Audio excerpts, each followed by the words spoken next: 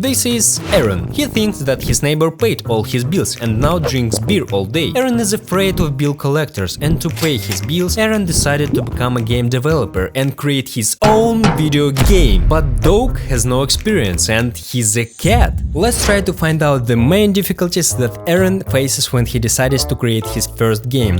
And how much time Blood needs to create his first game.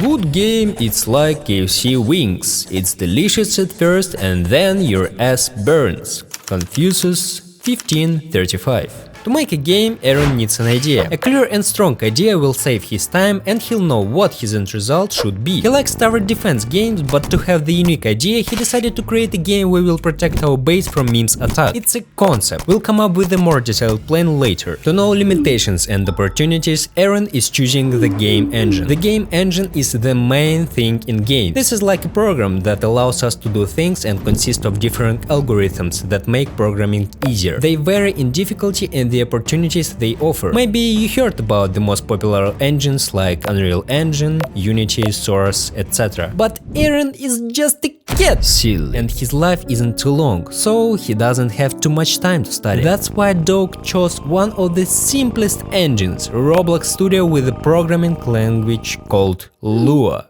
It's free. For this one, Aaron doesn't need a powerful computer. Even children can create games based on Lua, so it's not too hard. Roblox is a very big community where Aaron can try to promote his own video game. When he's choosing an engine, he needs to fully describe what he wants the game to be. Level elevators with various maps. Enemies are memes. When they reach our base, they'll deal damage equal to their own health. Some enemies are faster than others. We can upgrade our towers and increase their attack speed, damage and range. After each game we can earn some money with which we can buy new towers in the shop. Aaron thinks that's enough for now. We can add something else in the future.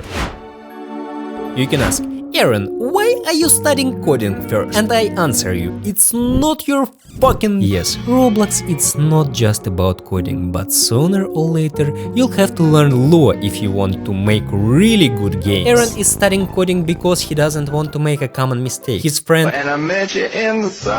built a very beautiful location, but after that he was faced with coding. After building it, it seemed too difficult to understand and burned out, abandoned his project and went to play frisbee instead of working. On the official Roblox website, Aaron finds a lot of information about creating games based on Lua. It took him about 3 days to complete this study-based tutorial, but because Aaron is a cat and he's never programmed before, it was sometimes difficult. But he managed to finish the manual and did things like that.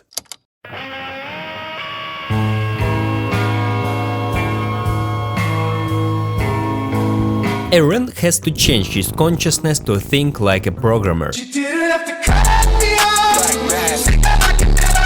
In the guide I found a good compression of how to think like this. Life is made up of many algorithms. For example, in Lua we have a condition if. So, if something is true, then we do something. Compared to real life, for example, if today is sunny weather, then I wear a sweatshirt. And the second one, if today is windy, then I wear a jacket. But to understand it well, you need more practice. Aaron found a video tutorial on YouTube how to make a tower defense games, but it only helps create the basis for his game. So first he creates a path and spawns a zombie that goes to the path. Then more and more and more and more zombies. First tower in his game is Slinger, new mobs that vary by speed and health, and a simple button to spawn a new tower. The next step is to add new towers, improve the user interface, add money and health system. Money is given when we kill mobs and the amount depends on the maximum health of the mob. There are now 3 different types of towers in the game. A Slinger has a low damage, fast reload and medium range. A Magician has a high damage and high range, but he has a very long reload. And the Brute has more damage than a Magician, medium reload and very low range. There are just prototypes for our future towers. First, Aaron has to set up the basic mechanics with simple models. The next step, fellow cat adds upgrades for towers and improves the user interface. For now we have 3 levels to upgrade towers and an interface that shows information. We also have our base health on the screen and upgraded mob's health bar. For the tower defense games, it's important to have a tower targeting system, because it's bad if the tower attacks only the first or random target. Each tower has 5 target modes: first, near, weakest, strongest and last. This is important because if we have a high damage long reload tower like a brute, we need that tower to only attack mobs with a lot of health to reach its full potential. Hi, Herbert. Aaron creates a lobby place where people will stay when they join the game. You can buy new towers in the lobby before the game starts, and there are elevators that teleport players into the game. But for the shop to work properly, he needs to store player data and transfer data between our game and the lobby, because right now there is no connection between the two places. After completing the tutorial, Aaron tested his game. Congratulations! But the hardest part is yet to come, because now he has to find a lot of information on his own. First, Aaron wants to add the round timer, which starts a new wave when the time is up. Bro thinks it's very easy. The condition looks like this: if timer is equal to 0 or a number of mob is equal to 0, then start a new wave. But just Aaron thought he'd solved the problem and was about to have a glass of milk, he noticed that the numbers started to overlap.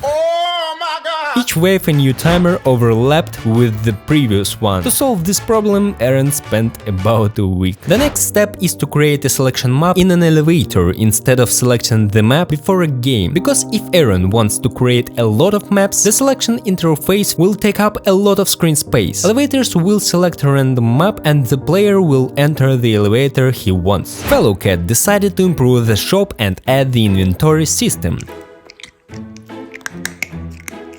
Inside the shop he creates a window with a description and preview of a tower. Aaron thinks he wanna create a hotbar in which we can equip towers. In Aaron's cat's mind it's look very simple, but the reality is different. Blood spent about a week creating a hotbar. Sometimes when everything seemed good, it didn't work. Only after reading the Roblox developer forum and lots of lore documentation was Aaron able to accomplish this task. As the wise man said, "Let me have some sausage," and such a difficult task definitely improved you as a developer. So don't worry guys about problems and always try to find the solution. Aaron noticed that his data was sometimes transferred incorrectly. For example, we choose 2 towers, but when we join the game we have only 1. He began to look for a solution to this problem, but there wasn't one. Yet again trying to find a solution on the developer forum and in the lore documentation, but nothing helped. He found out a possible solution, but the main problem is that Aaron would have to rewrite half of all his code, and he wasn't sure it would help. But there is no way, and Dog started rewriting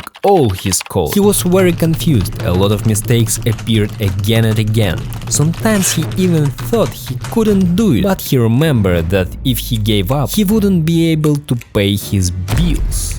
That's how the game looks now. Aaron created the basis for a tower defense game. We have several lifts that selected random maps. We have a fully functional hotbar, inventory system and shop. In the game you can see the targeting system and improved user interface. Also fixed a lot of bugs, and now this game is ready for further development. Yeah, it looks raw, but you have to build a solid foundation first, and the cosmetic stuff comes after. It took Aaron 30 days to create this game. In the next episode, Aaron and I will create the rest of the things we wanted. Don't be afraid to try something new, because it can be very interesting, like creating this game and this video for me. Thanks for watching, bye bye!